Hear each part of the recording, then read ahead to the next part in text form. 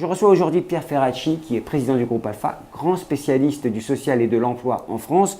Pierre Ferracci qui vient d'être nommé président du Conseil national éducation économie par le ministre de l'Éducation nationale. Le gouvernement vient d'annoncer, François Hollande plus exactement, vient d'annoncer une relance de l'apprentissage qui stagne, voire qui baisse un peu en France. Est-ce que c'est possible ?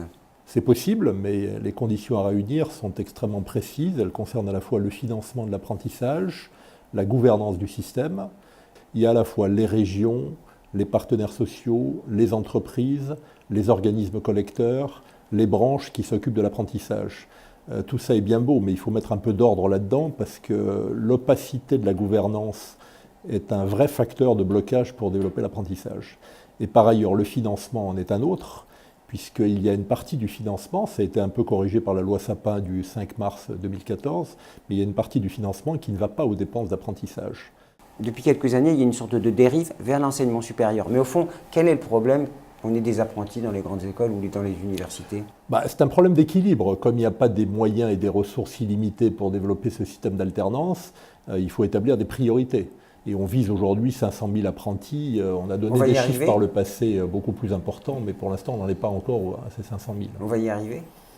J'espère qu'on va y arriver. Les mesures qui ont été prises récemment par le gouvernement vont plutôt dans le bon sens, à la fois en termes d'aide au financement pour les entreprises, notamment les plus petites, et puis en même temps de clarification du système de gouvernance que j'ai évoqué.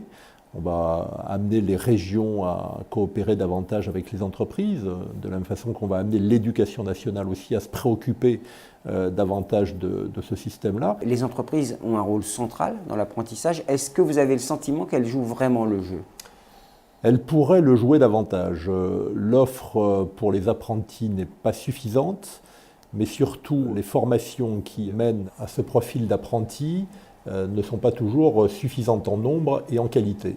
Dans les pays où ça marche bien, et notamment en Allemagne, qu'on cite souvent en exemple, les entreprises et l'éducation coopèrent davantage, les entreprises s'impliquent beaucoup plus dans la définition des formations. 500 000 apprentis, c'est dans 1 an, dans 6 mois, dans 3 ans selon vous ? Non, l'objectif c'est d'avoir d'ici 2017 un chiffre de cet ordre-là en faisant un effort coordonné des différentes parties prenantes. Donc il faut à la fois que les entreprises, que l'éducation, que les régions se mobilisent, que les partenaires sociaux qui ont un rôle clé dans la gestion du système également se mobilisent.